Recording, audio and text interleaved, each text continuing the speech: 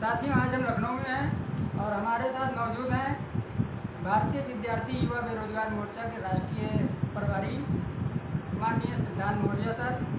आज हम कुछ सामाजिक मुद्दों पर सर से बात करना चाहते हैं। सर, स्वागत है आपका मंच पर। सर, इस समय जो वर्तमान समय में भी सुप्रीम कोर्ट का फैसला आया है SC/ST के आरक्षण में क्रीमी लेयर का मामला है। इससे पहले OBC के लिए भी जब 314 बच्चे IAS पास किए थे, उनको भी क्रीमी लेयर के माध्यम से ही उनको बाहर किया गया था और आज SC/ST के साथ किया जा रहा है। इस पर सर आप क्या? देखिए, SC/ST को सुप्रीम कोर्ट के माध्यम से क्रीमी लेयर और एक तो क्रीमी लेयर लगाने के संदर्भ में जजमेंट आया, दूसरा उसमें कैटेगराइजेशन करने का भी जजमेंट है। तो सबसे बड़ा खतरा तो क्रीमी लेयर का है। क्रीमी लेयर से जिनको लगा है उसका अभी भी नुकसान हुआ है। जैसे उदाहरण के तौर पर OBC को जब रिजर्वेशन मिला 27%, तो उस समय ही क्रीमी लेयर लगा दिया। उसका नतीजा ये हुआ कि आज तक OBC का रिजर्वेशन फुलफिल नहीं, क्योंकि क्रीमी लेयर की वजह से जो बनने लायक, जो कुछ करने लायक है, जो IAS बनने लायक है, जो अधिकारी कर्मचारी बनने लायक है, वो वंचित हो जाता है। और जो उस लेवल में नहीं है वो ऑलरेडी वंचित है। तो ये जो क्रीमी लेयर है, इस तरीके से SC/ST का जो रिजर्वेशन है वो निष्प्रभाव करने का मामला है। उसको और मतलब ख़त्म के कगार पर करें, ख़त्म तो नहीं कर सकते, लेकिन कहा जा सकता है ये उसको निष्प्रभाव किया जा सकता है, उसका प्रभाव शून्य किया जा सकता है। ऐसा वो षड्यंत्र चलता है। सर, हमको जहाँ तक जानकारी है कि ये जो आरक्षण का जो मामला है, चाहे वो SC/ST का हो चाहे OBC का हो, ये फैसला लेने का तो संसद का मामला है। इससे पहले जब संविधान निर्माताओं ने लागू किया था प्रतिनिधित्व SC/ST OBC को, तो इसके ऊपर डिस्कशन भी हुआ था काफ़ी। तो ये संसद का काम है, ये सुप्रीम कोर्ट क्यों सुना रहा है? इस पर क्या कहना है? देखिए, जो कानून संसद के माध्यम से बना करके इम्प्लीमेंट करना चाहिए, तो उन्होंने रास्ता निकाला कि संसद में कानून बनाने के बाद लोग सड़क पर उतर जा रहे हैं और सड़क पर उतरने के बाद लोग संघर्ष कर रहे हैं और फिर सरकार को वापस लेना होगा। तो रास्ता निकाला ब्राह्मणों ने कि रास्ता कुछ भी लगाया जाए। तो रास्ता निकाला कि अब इसको कोर्ट के माध्यम से करवाया जाए। तो कोर्ट का एक डर दिखाया जाए SC/ST OBC लोगों का कि सुप्रीम कोर्ट का जजमेंट, कोई नेता नहीं पारित किया, सुप्रीम कोर्ट का जजमेंट।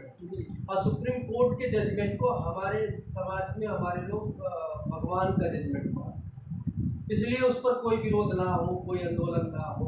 ये जानबूझ करके जो मामला संसद के माध्यम से निपटाना चाहिए, वो मामला सुप्रीम कोर्ट में लेकर करके जानबूझ करके निपटवाया जा रहा है। ये योजनाबद्ध तरीके से कहा जा सकता है। सर, एक और भी हाल ही में घटना हुई है बांग्लादेश में जो आंदोलन भी हुआ है, वहाँ कुछ और हुआ, मीडिया भारत की कुछ और दिखा रही है।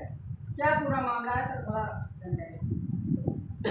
देखिए, बांग्लादेश का जो मामला है, वहाँ शेख हसीना लगातार कई साल बाद से प्रधानमंत्री रहे। तो वहाँ सत्ता के विरोध में वहाँ पर युवाओं ने, नौजवानों ने, विद्यार्थियों ने बड़ा आंदोलन किया।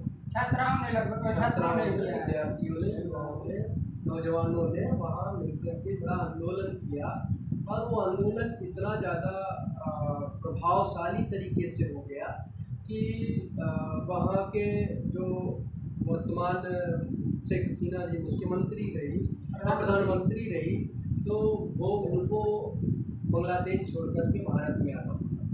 ये आंदोलन छात्राओं का बहुत बड़ा उग्र है। तो संविधान तरीके से उन्होंने, बल्कि संसद को भी उन्होंने घेर लिया, संसद में जाकर के, जैसे श्रीलंका वाला जो कंडीशन हुआ था, वैसा उन्होंने बांग्लादेश में। तो युवाओं के द्वारा ये आंदोलन है। और जो भारतीय मीडिया भारतीय मीडिया इसको हिंदू मुस्लिम बनाना चाहता है, मगर वास्तव में वो हिंदू मुस्लिम का लड़ाई नहीं, वो वहाँ पर प्रशासन, वहाँ के शासन सत्ता के विरोध में लड़ाई। अब मीडिया, भारतीय मीडिया को कुछ नहीं मिलता, तो भारत में जो एससी जो मुसलमान है उसके अंदर प्रतिक्रिया और एससी एसटी ओबीसी को हिंदू बनाने के लिए वो मीडिया में ये तमाम तरीके से नया नया शगुफा छोड़ रहे हैं कि ताकि ये भारत में एक माहौल बने मुसलमानों के खिलाफ कि बांग्लादेश में मंदिर तोड़े जा रहे हैं, हिंदुओं को मारा जा रहा है, ऐसा माहौल बने। कहीं कहीं भारतीय मीडिया को या जहाँ बैठे हुए सत्ताधारी लोग हैं, इनको ये डर है कि दुनिया में क्रांति निर्माण हो रही है, कहीं वो क्रांति भारत में, वो क्रांति की ज्वाला भारत में ना भड़क जाए, इसलिए वो ऐसा करना चाहते हैं। अब इसलिए ऐसा तो होता ही होगा ही, निश्चित तौर पे डर है। सर, आखिरी में जाते समय जो विद्यार्थी, युवा, नौजवान इस समय है, बेरोजगार है, जहाँ तक देखने को मिल रहा है वो भटका हुआ लग रहा है, मतलब वो अपने आप को कंफ्यूजन में लग रहा है, किस संगठन में जाएं, कहाँ हमारे लिए भविष्य सुरक्षित होगा। लेकिन आए दिन वो उनका भविष्य खराब ही होता जा रहा है। तो युवाओं और विद्यार्थियों के लिए बहुजन के जो छात्र हैं, छात्राएँ हैं, युवा हैं, बेरोजगार हैं, उनके लिए क्या संदेश देना चाहते हैं? देखिए, भारत में 40%, 35 से 40% के आसपास युवा वर्ग है, और युवा वर्ग ही डिसाइडर होता है, क्योंकि चुनाव में बहुत महत्वपूर्ण भूमिका निभाता है। मगर भारत के आज़ादी के बाद से लगातार युवाओं के साथ धोखेबाजी हो, चाहे किसी की भी सरकार हो, उनके समय में ये युवाओं के साथ रोजगार का सवाल उठा ही उठा। अभी जिस मुद्दे को लेकर के कुछ पार्टी के लोग कहते थे कि नहीं बेरोजगारी हमारी सरकार आएगी, बेरोजगारी, जिन्होंने कहा कि बेरोजगारी हमारी सरकार आएगी तो देगी, उन्हीं के समय में एलपीजी नाम का कानून आया, लिबरलाइजेशन, प्राइवेटाइजेशन, ग्लोबलाइजेशन नाम का कानून आया, और उन्हीं लोगों ने मिलजुल करके भारत के सरकारी संस्थानों को बेचने का काम किया, पूंजीपतियों को देने का काम किया। तो जब भारत की सरकारी संस्थानों को पूंजीपतियों के हाथ में जब देने का काम किया तो नौकरियां समाप्त होने लगी।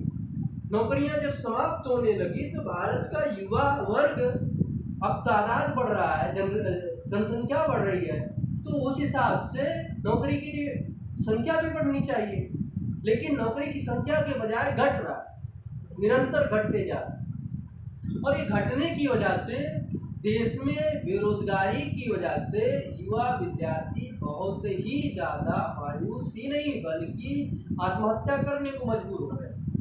और आत्महत्या करने के मजबूर होने की वजह यह है कि भारत की गलत नीतियाँ, भारत सरकार की जो वर्तमान की सरकार है, तो उनकी गलत नीतियों की वजह से आज ये परिस्थितियाँ निर्माण हुई है कि यहाँ का युवा वर्ग क्रिएटिव या प्रोडक्टिविटी कोई रिजल्ट नहीं दे रहा। अच्छा इंजीनियर भारत का, बेहतर डॉक्टर, बेहतर इंजीनियर भारत में काम करने को तैयार नहीं हो रहा, वो चला जा रहा है अमेरिका, अफ्रीका जैसे अन्य देशों में, उनको पैकेज बड़ा बड़ा मिल रहा है तो वो उधर चले जा रहे हैं। क्यों? क्योंकि भारत में सुरक्षित नहीं है, उनके लिए सही सूटेबल, उनके लेबर के अनुसार, उनके टैलेंट के अनुसार कोई जॉब नहीं दिया है। ये सारी समस्या हो रही है। दूसरा जो महत्वपूर्ण बात यह है कि वर्तमान में एससी एसटी ओबीसी विद्यार्थियों को इस देश में निराश होने के बजाय संगठित शक्ति निर्माण करना चाहिए। अगर ये संगठित शक्ति निर्माण करते हैं तो ही इनके समस्याओं का समाधान हो सकता है, तभी इस देश में नया परिवर्तन हो सकता है।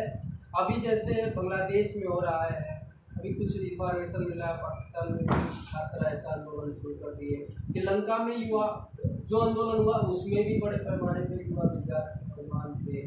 तो भारत में भी अगर इस देश में परिवर्तन चाहते हैं, क्योंकि ये परिवर्तन का मामला है, ये जो समस्या है बेरोजगारी, ये भुखमरी, ये जो हंगर इंडेक्स में भारत निरंतर अपना पर जाकर उसका स्थान मिलता जा रहा है, तो ये जो समस्या है ये जो समस्या है, अगर इसके समाधान करना चाहते हैं तो देश के युवाओं को इस देश में जन आंदोलन की दिशा पे काम करना होगा और इकट्ठा होकर के एससी ओबीसी माइनॉरिटी के विद्यार्थियों को एक साथ इकट्ठा होकर के बड़ा आंदोलन की तैयारी करना होगा। बगैर बड़ा आंदोलन की तैयारी किए बगैर हम समस्या समाधान बिना बिना जन आंदोलन की परिवर्तन होने वाला नहीं है। नहीं, जैसे देश में हो रहा है, सत्ता परिवर्तन से हमारा कोई भी समाधान नहीं होने वाला है।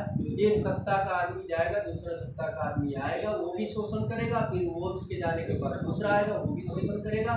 यही प्रक्रिया चलती है। सर लगातार एससी एसटी ओबीसी के जो बच्चे हैं, छात्र हैं, नौजवान हैं, जो बेरोजगार हैं, उनके भविष्य के साथ सरकार के द्वारा जो भी बैठे हुए हैं सत्ता में, उनके द्वारा लगातार जो एससी एसटी ओबीसी बहुजन छात्र हैं, छात्राएं हैं, युवा हैं, बेरोजगार हैं, उनके भविष्य के साथ लगातार खिलवाड़ किया जा रहा है।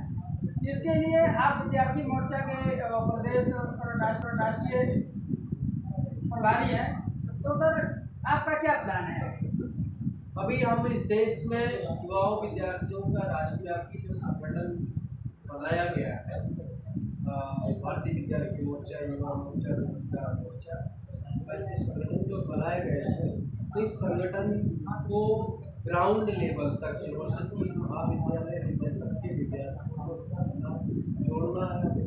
इस पर प्लान पर हम लोग काम कर रहे हैं और उनको जोड़ करके इस देश में बहुत बड़ा शक्ति का निर्माण करके इस देश में हम लोग जल्द ही बेरोजगारी को लेकर के, बेरोजगारी की सोच को लेकर के बड़ा आंदोलन की दिशा में काम कर रहे हैं। और राज्य स्तरीय भी बड़ी बड़ी बेरोजगारी को लेकर के बड़ा आंदोलन करने का प्लान हम लोगों ने बना के रखा है और अभी उसके ऊपर हम लोग अमल करना शुरू करेंगे।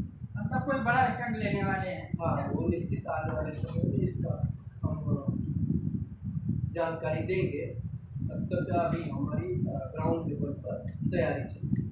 तो हमारे साथ थे माननीय सिद्धांत मौर्य सर, भारतीय विद्यार्थी मोर्चा के राष्ट्रीय प्रभारी थे। और धन्यवाद सर आपको समय देने के लिए। साथियों, अगर आपने अभी तक मेरा चैनल को सब्सक्राइब नहीं किया है तो चैनल को सब्सक्राइब करें। वीडियो अच्छा लगे तो ज़्यादा से ज़्यादा शेयर करें और कमेंट में अपनी प्रतिक्रिया दें।